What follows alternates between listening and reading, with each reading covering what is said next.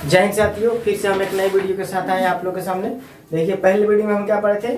प्रकाश के स्रोत पढ़े थे, प्रदीप्त और अपरिदीप्त वस्तु पढ़े थे, पारदर्शी और पारदर्शी पारभासी पढ़े थे, प्रकाश के परिवर्तन पढ़े थे और परिवर्तन के नियम पढ़े थे। इतने सारे टॉपिक हम क्या पिछले वीडियो में पढ़ चुके हैं। तो देखिए, उस वीडियो में सबसे लास्ट वाला टॉपिक हमारा क्या था? परिवर्तन के नियम। परिवर्तन का नियम था। तो अब देखिए, नया टॉपिक हमारा इस वीडियो में कौन सा आएगा। सबसे पहले हम जानेंगे गोलीय दर्पण से संबंधित विभिन्न पद, यानी गोलीय दर्पण से संबंधित विभिन्न पद जानेंगे और उसके बाद उसी से अवतल दर्पण और उत्तल दर्पण को अलग करेंगे, क्योंकि अवतल और उत्तल गोलीय दर्पण से ही उसको अलग किया जाता है। तो सबसे पहले हम उसको जानेंगे, उसके बाद उसको अलग करेंगे, उसके बाद देखेंगे अवतल उत्तल में हमारा प्रतिबिंब बनता कैसे है। तो चलिए हमारे साथ वीडियो में बने रहिए। सबसे पहले हम क्या जानेंगे? गोलीय दर्पण से संबंधित विभिन्न पद। पहला हमारा क्या है? गोलीय दर्पण से संबंधित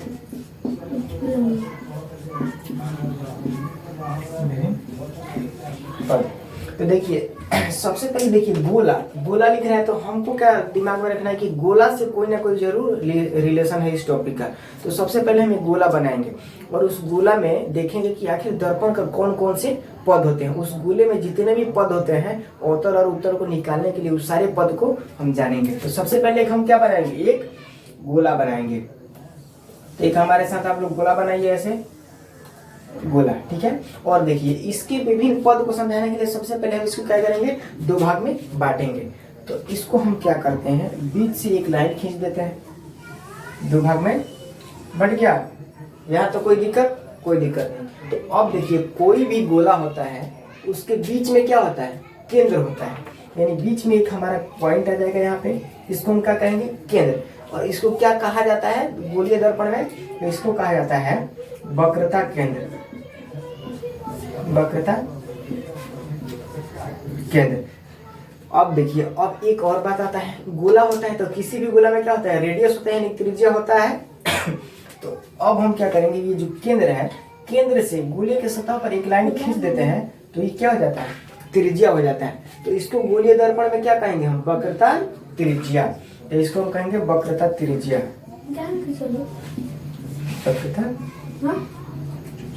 वक्रता त्रिज्या।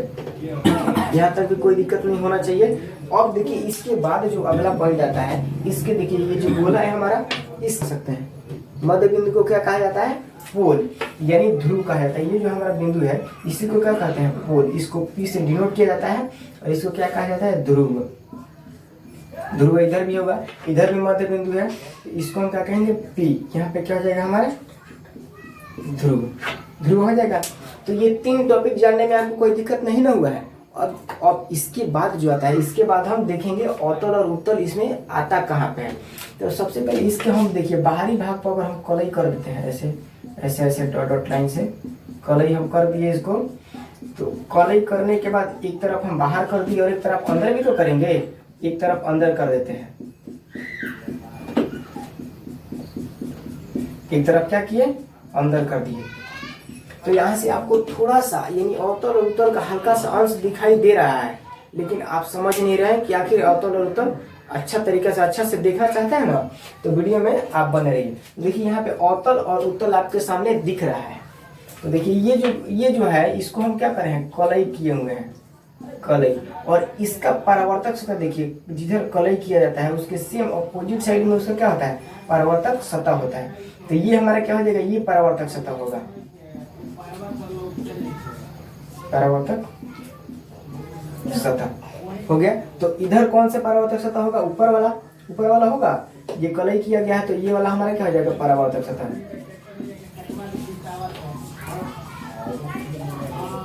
परावर्तक सतह। ये भी कोई दिक्कत आपको? कोई दिक्कत। देखिए, अधिकतर लोग कंफ्यूज हो जाते हैं किसमें? तो अवतल दर्पण में क्या होता है, उत्तल दर्पण में क्या होता है। तो सबसे आसान तरीका हम आपको बता रहे हैं कि अवतल और उत्तल को पहचानने के लिए क्या किया जाएगा। तो देखिए, उत्तल और उससे उठा हुआ भाग, यानी जिसका परावर्तक सतह उठा हुआ होगा उसको क्या कहेंगे? उत्तल दर्पण। तो जब एक याद होगा तो दूसरा क्या होगा? जिसका धंसा हुआ होगा उसको अवतल दर्पण। तो इसमें किसका परावर्तक सतह उठा हुआ है? इसका परावर्तक सतह उठा हुआ है, देखिए उठा हुआ है, तो इसको हम क्या कहेंगे, उत्तल दर्पण कहेंगे। उत्तल दर्पण। इसका धंसा हुआ है तो इसको क्या कहेंगे, अवतल दर्पण। अवतल दर्पण। तो देखिए यानी यहां से आपको दिख गया कि उत्तल दर्पण कहाँ है और अवतल दर्पण कहाँ है। तो उत्तल और अवतल में आप कंफ्यूज मत होइएगा। इसके जिसका परावर्तक सतह उठा हुआ होगा उसको उत्तल, और जिसका परावर्तक सतह धंसा हुआ होगा तो अवतल। देखिए इसका परावर्तक सतह ये है तो ये धंसा हुआ है तो इसको अवतल दर्पण कहेंगे। तो देखिए जो गोलीय दर्पण होता है उसमें हमारा इतने सारे पद होते हैं। एक और छूट रहा है, इसको हम कहते हैं प्रधान अक्ष।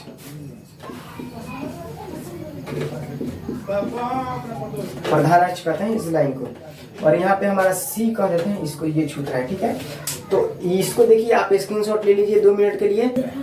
तो देखिए फिर से हम आते हैं, देखिए ये जो हमारा क्या हो गया, एक गोला में जितना भी पद होता है उसको हम क्या जान लिए। अब इसको हम बीच से काटेंगे, एक तरफ करेंगे उत्तल दर्पण और एक तरफ करेंगे अवतल दर्पण। तो इसको आप स्क्रीनशॉट ले लिए हैं, इतने सारे पद आ रहे हैं। अब इसमें बारी बारी से पद को भी जान लेते हैं। वैसे हम पीडीएफ में तो देवी कर देंगे ही नीचे ग्रुप पे, लेकिन इसमें भी जान लेते हैं, समझना चाहिए ना, समझ लीजिए। देखिए वक्रता केंद्र क्या होता है, यानी कोई भी गोला होता है उसके बीच में केंद्र होता है कि नहीं, इसे कहेंगे गोलीय दर्पण। यानी गोलीय दर्पण, ये गोलीय दर्पण है। गोलीय दर्पण एक गोले का भाग होता है ना। तो गोलीय दर्पण जिस गोले का भाग होता है इसके केंद्र को क्या कहते हैं, वक्रता केंद्र कहते हैं। सेम इसी का तरह वक्रता त्रिज्या ये हमारा है ना, ये वक्रता त्रिज्या है। सेम उसी तरह से गोलीय दर्पण जिस गोले का भाग होता है उसको, उस गोले की त्रिज्या को क्या कहते हैं, वक्रता त्रिज्या कहते हैं। अब आता है पोलियन ध्रुव किसे कहते हैं। तो गोले के ये जो गोला है, गोला के मध्य बिंदु को क्या कहते हैं, ध्रुव कहते हैं। हो गया। अब आता है प्रधान अक्ष क्या होता है। तो देखिए ध्रुव और वक्रता केंद्र को ये जो मिलाने वाला लाइन है ना, इसी को हम क्या कहते हैं, प्रधान अक्ष कहते हैं। उत्तल और अवतल हम अभी पढ़ेंगे जस्ट इस टॉपिक के बाद, क्योंकि अब हमारा इस बीच से काटना है, एक तरफ उत्तल करना है और एक तरफ अवतल करना है। तो इसको हम इरेज कर लेते हैं। आप एक बार बिना देखे आप एक फिगर बनाओगे, उसमें सबको दर्शाना है। अब आता है हमारा गोलीय दर्पण। दूसरा नंबर क्या जाता है,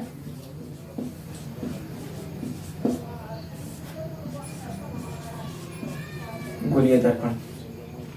तो गोलीय दर्पण अब हम क्या बोले थे ना कि काटना है उसको। तो देखिए सबसे अच्छा एग्जांपल हम क्या बता रहे हैं, आप 2 कटोरा लीजिए, खोखला, यानी क्या गोलीय दर्पण कहता है कि गोलीय दर्पण एक खोखले गोले का क्या होता है, भाग होता है। तो गोलीय दर्पण के लिए आप 2 कटोरा लीजिए, सटाइएगा तो वो क्या बनेगा, गोला बन जाएगा। हटाइएगा तो एक साइड कलर करिएगा तो एक साइड परावर्तक बनेगा, और फिर इधर एक साइड करिएगा तो एक साइड क्या बनेगा, परावर्तक सतह बनेगा।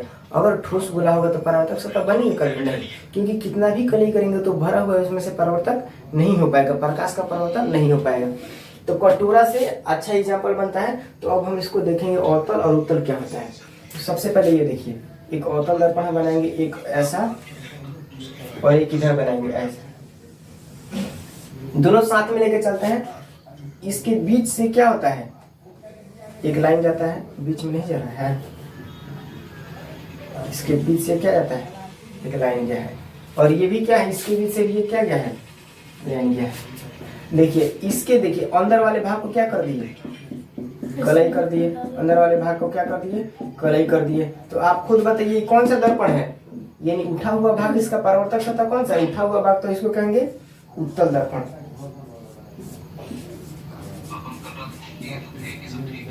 उत्तल दर्पण। और ये देखिए इसको अगर हम बाहर कलई कर देते हैं तो अंदर वाला परावर्तक सतह किधर है, अंदर है, तो इसको हम क्या कहेंगे, अवतल दर्पण।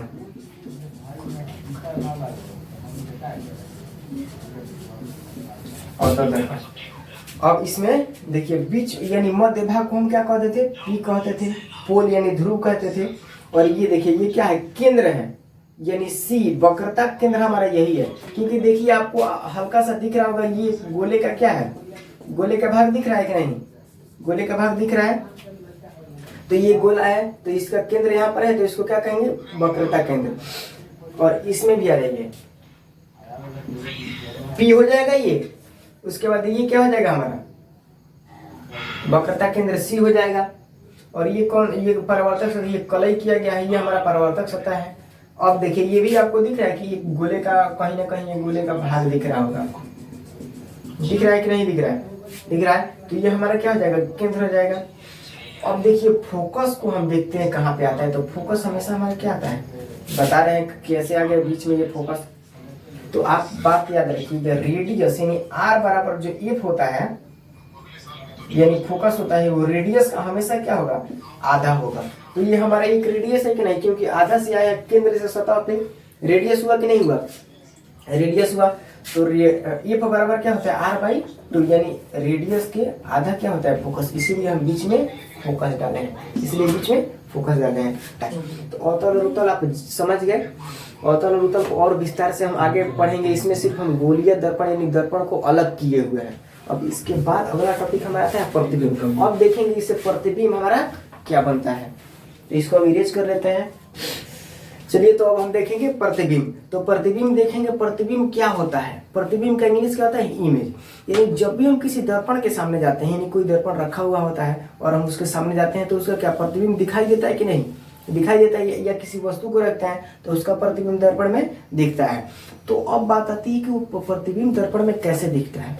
तो देखिए, जो वस्तु दर्पण के सामने रखी हुई रहती है ना, उसके विभिन्न बिंदुओं से प्रकाश की किरणें दर्पण पर पड़ती हैं, तभी वो प्रतिबिंब दिखता है। और परावर्तन का नियम का पालन करते हुए क्या हो जाती हैं, परावर्तित हो जाती हैं। और परावर्तित होने के बाद जिस बिंदु पर मिलती हैं उसी को क्या कहते हैं, प्रतिबिंब कहते हैं। तो आइए हम एक फिगर के द्वारा, छोटा सा फिगर के द्वारा समझेंगे। ये देखिए, ये हमारा क्या हो गया, अवतल दर्पण। अवतल दर्पण में क्या होता है, बाहर से कलई किया जाता है और उसका परावर्तक सतह घसा हुआ होता है। और ये हमारा क्या होगा, प्रिंसिपल एक्सिस, यानी ये हमारा क्या होगा, प्रधान अक्ष हो गया। ये पी होगा कि नहीं होगा, ये क्या हो जाएगा, वक्रता केंद्र हो जाएगा।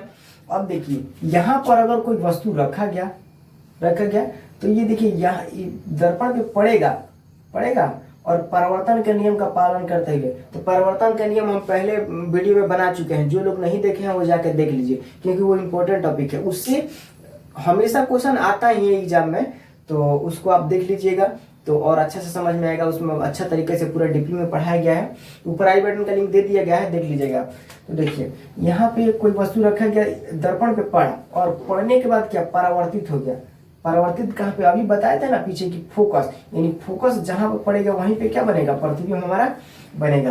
तो ये देखिए, क्या बोले थे, फोकस क्या होता है, हमेशा रेडियस के आधा होता है फोकस। तो ये हमारा रेडियस हो गया और इसके आधा फोकस है। अब देखिए ये रेडियस कैसे हुआ, तो ये किसी ना किसी गोले का भाग आपको दिख रहा होगा, दिख रहा है। तो देखिए, ये केंद्र से और गोले के सतह के बीच के को क्या कहते हैं, वक्रता त्रिज्या कहते हैं। तो बीच में हमारा फोकस आ गया। तो देखिए, यहाँ पे कोई वस्तु रखा गया और प्रतिबिंब हमारा यहाँ पे बन गया, तो इसको हम क्या कहेंगे, प्रतिबिंब कहेंगे। अब बात आती है प्रतिबिंब कितने प्रकार का होता है। तो प्रतिबिंब हमारा दो प्रकार का होता है, वास्तविक और आभासी प्रतिबिंब। तो वास्तविक प्रतिबिंब क्या होता है, इसी में समझते हैं वास्तविक प्रतिबिंब क्या होता है, क्योंकि वास्तविक प्रतिबिंब हमेशा अवतल दर्पण पे बनता है। तो देखिए, अवतल, इसको हम मिटा देते हैं।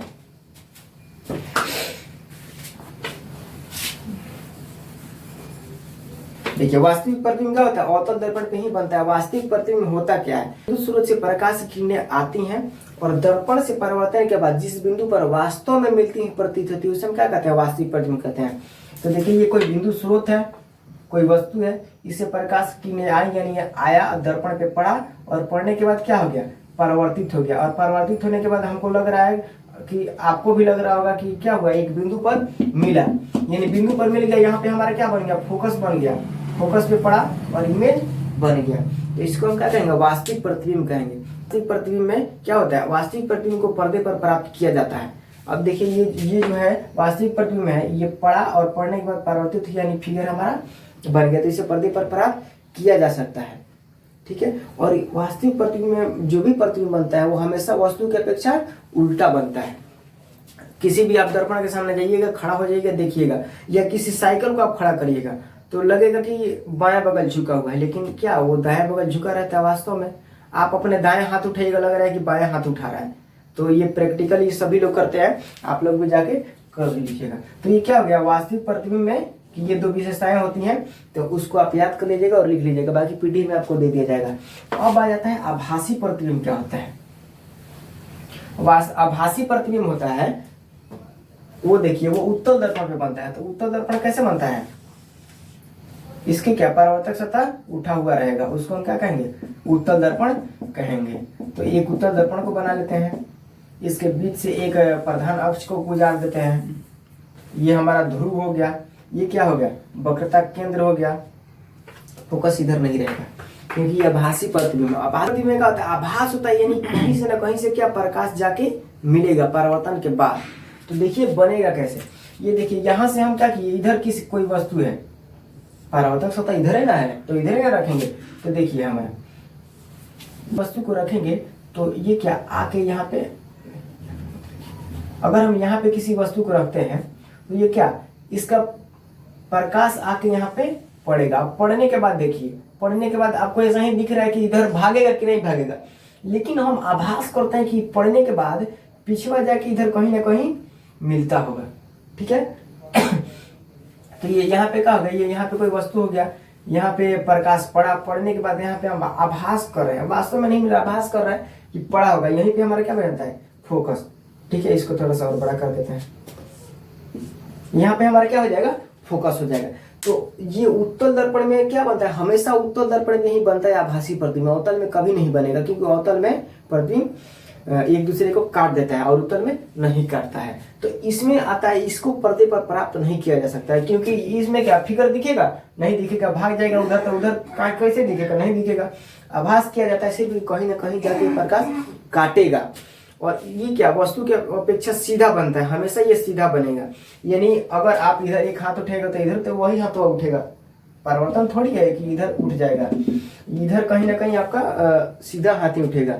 तो अवतल और उत्तल में और प्रतिबिंब, वास्तविक और काल्पनिक प्रतिबिंब में यही डिफरेंस है। तो इसके बाद अगला टॉपिक हम क्या पढ़ेंगे, अगले वीडियो में पढ़ेंगे कि ज्यादा बड़ा वीडियो लंबा हो जाएगा।